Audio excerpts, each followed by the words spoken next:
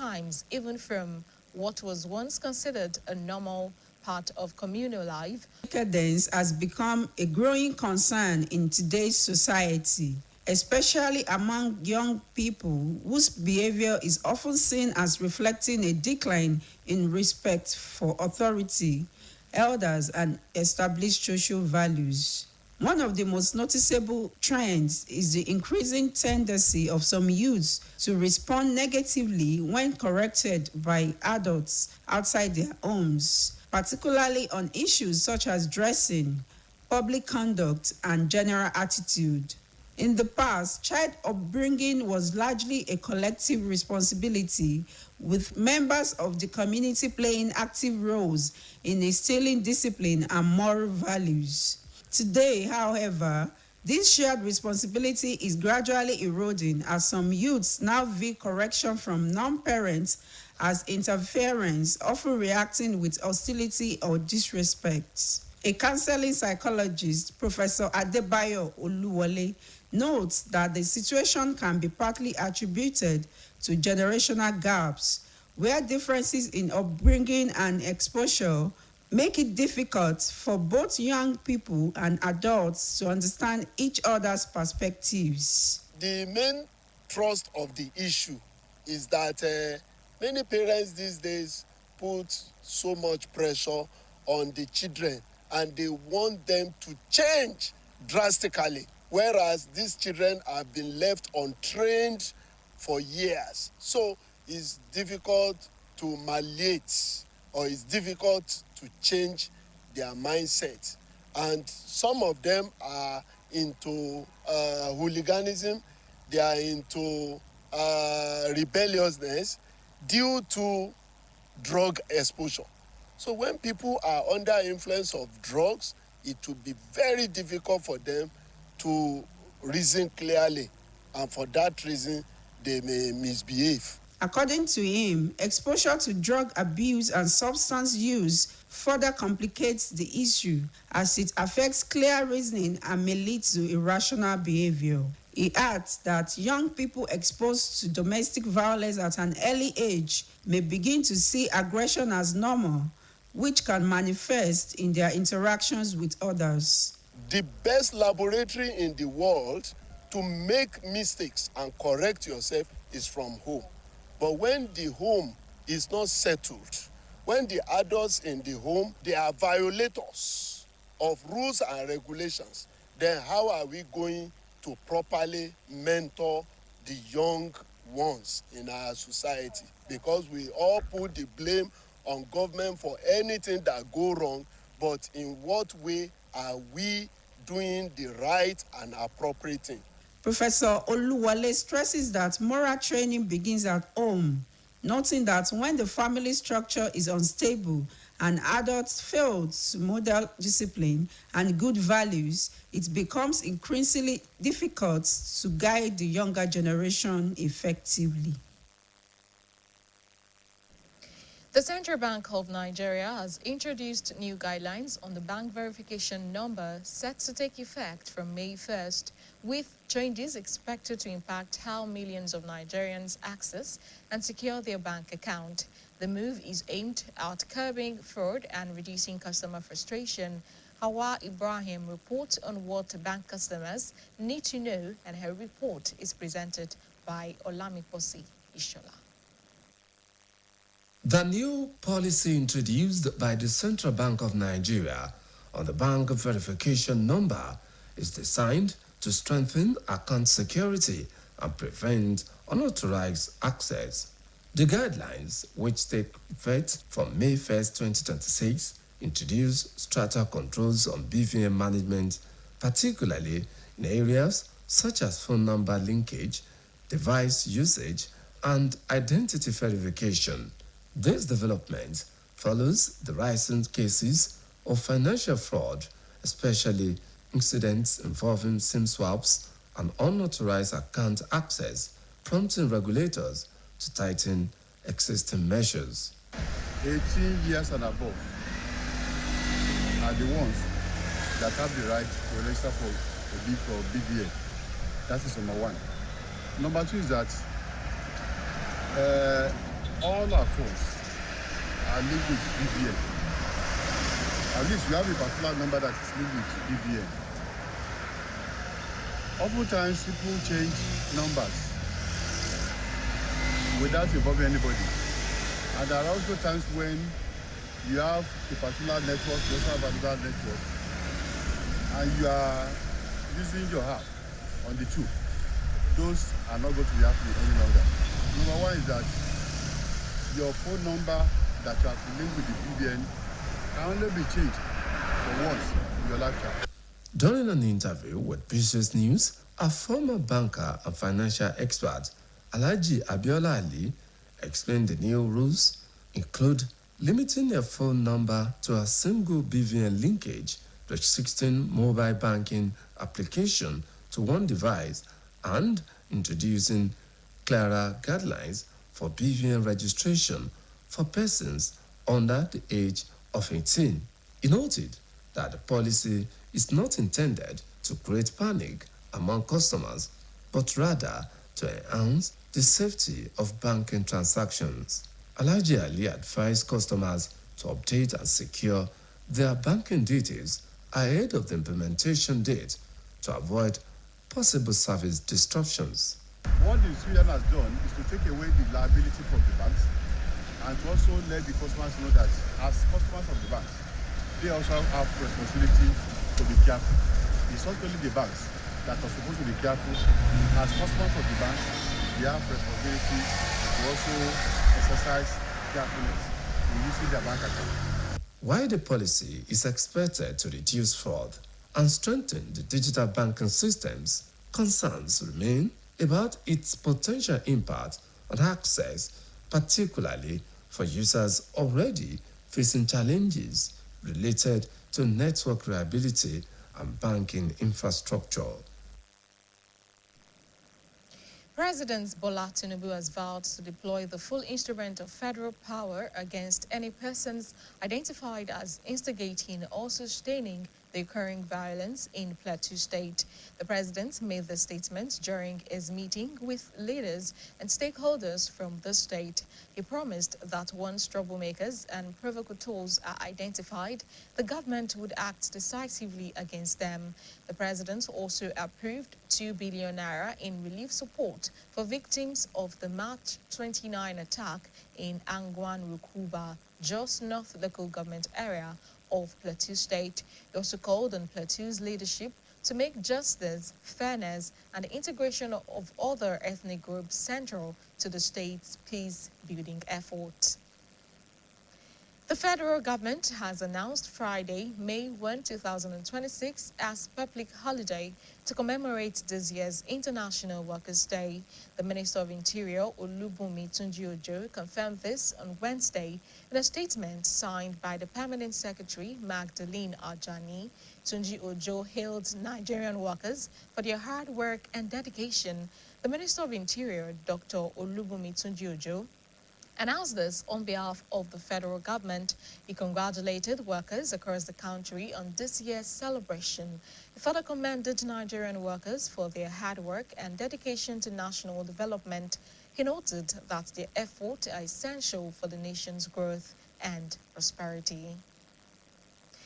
The Inspector General of Police, IGP Rilwan Olutunji Disu, has ordered immediate disciplinary action against officers of the Nigeria Police Force involved in the fatal shooting incident in Efuru, Delta State, which led to the death of a civilian, Mene Ogidi. The IGP made this known during a press briefing at the force headquarters, Abuja, on Wednesday, where he described the incident as criminal, unprofessional, and completely unacceptable, noting that it does not reflect the standards or values of the Nigeria Police Force. The IGP disclosed both the FDC and the tribunal recommended the dismissal of ASP Nuhu Usman and other implicated officers from the force, in addition to criminal prosecution for unlawful homicide. He expressed deep condolences to the family of the deceased, Mene Ogidi, and assured them that justice would be pursued transparently and decisively. You can watch us on GoTV channel 134 and channel 113 on Star Times. And now, before I go, contribute your quota to move Nigeria forward. And that ends the media news. Thank you for joining us. Good afternoon.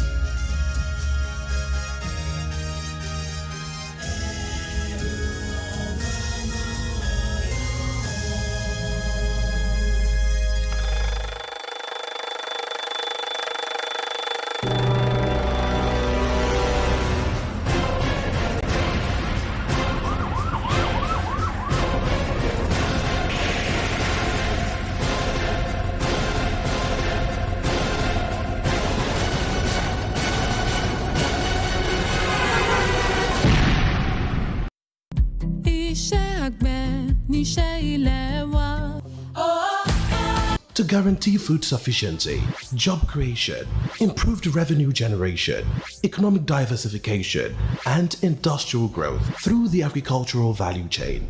Let's go back to the land, cultivate the land, plant food crops, fruits and vegetables, engage in livestock farming, embrace the agricultural value chain through agro-business practices. Let's help ourselves to guarantee food security, arrest inflation, and reduce cost of living. Together, it is possible. Powered by BCOS.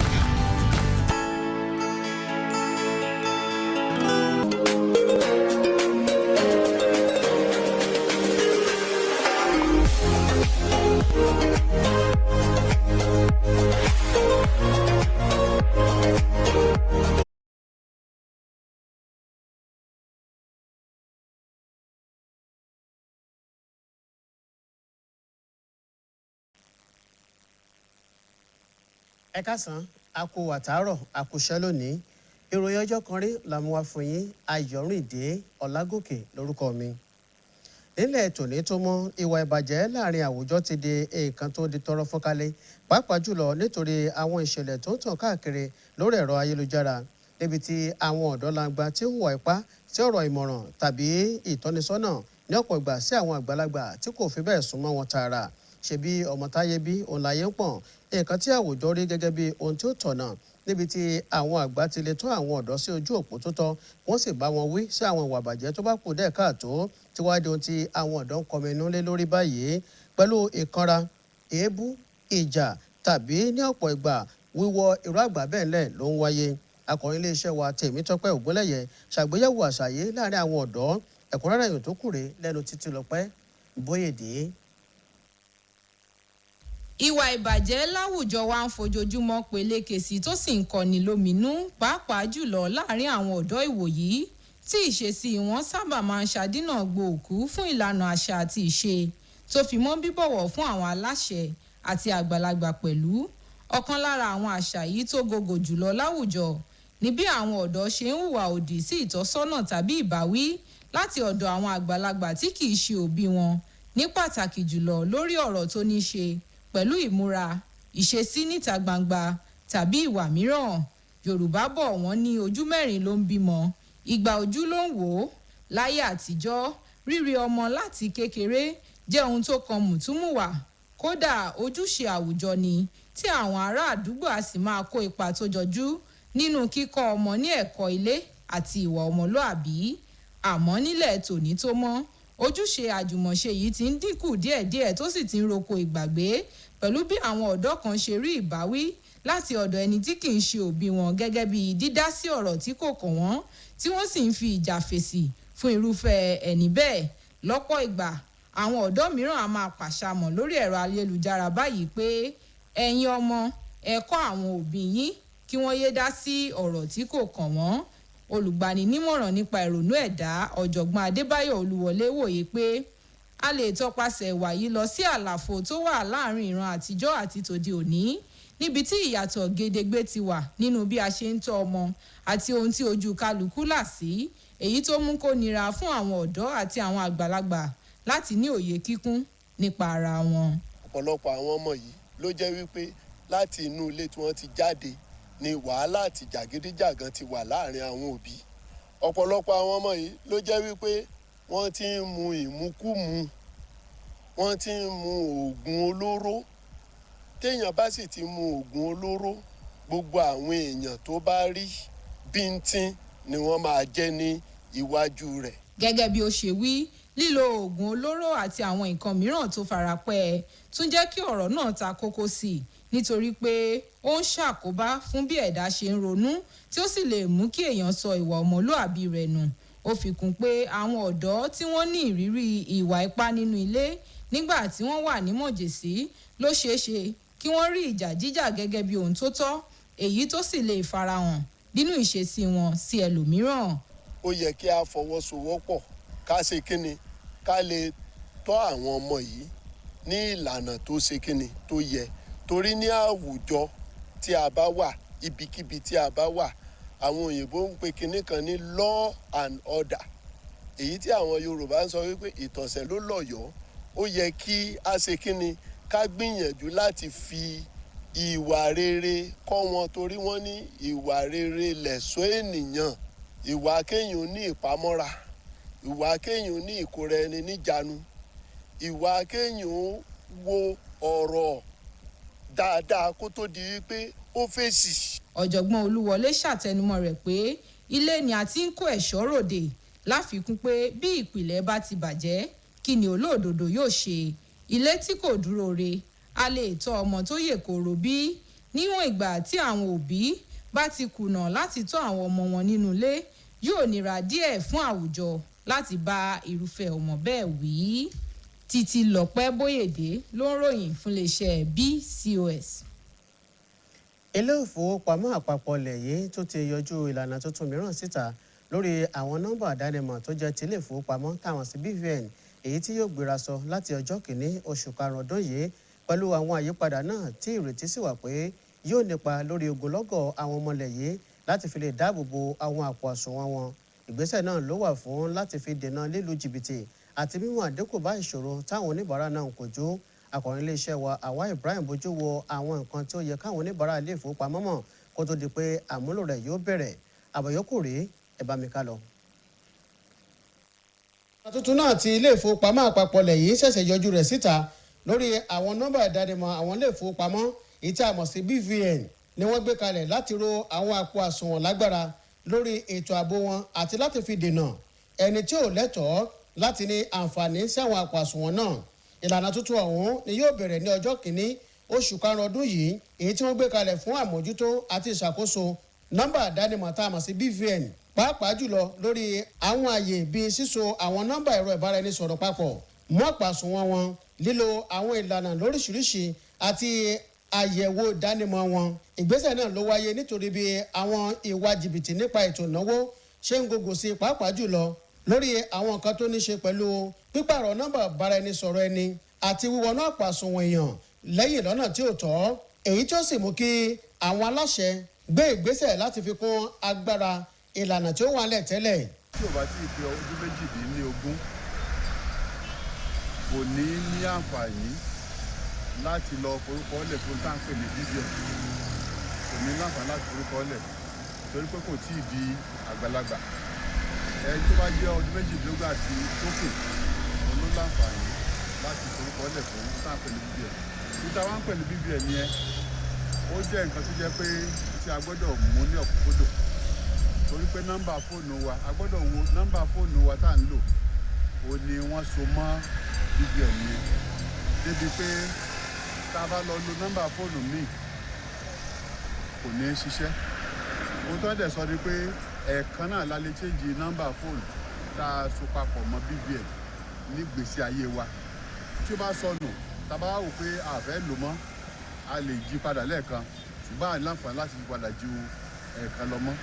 Lásìkò ìfọ̀rọ̀wérọ̀ pẹ̀lú àwọn oníròyìn iléeṣẹ́ wa BCOS ẹni tó ti fìgbà kan jẹ́ òṣìṣẹ́ nílé ìfowópamọ́ rí Charles tó jẹ́ ọ̀jìnì onímọ̀ nípa ètò ìnáwó Alhaji Abiola Ali ṣàlàyé pé ètò tuntun náà ní ó jẹ́ pé nọ́mbà ẹ̀rọ ìbáraẹnisọ̀rọ̀ nìkan péré òní yóò jẹ́ síso papọ̀ mọ́ nọ́mbà ìdánimọ̀ BVN ènìyàn yóò tún mú àdínkù bá lílo àwọn àlàkalẹ̀ èyí tó wà lórí ẹ̀rọ ìbáraẹnisọ̀rọ̀ tó jẹ́ tilé ìfowópamọ́ ẹni fún ẹnìkan ṣoṣo péré àti ṣíṣe àgbékalẹ̀ ìlànà tí ò rújú fún ìforúkọsílẹ̀ fún nọ́mbà ìdánimọ̀ tilé ìfowópamọ́ tá a mọ̀ sí BVN fún àwọn tọ́jọ́ orí wọn ò tí ì tó ọdún méjìdínlógún lọ́jọ́ orí.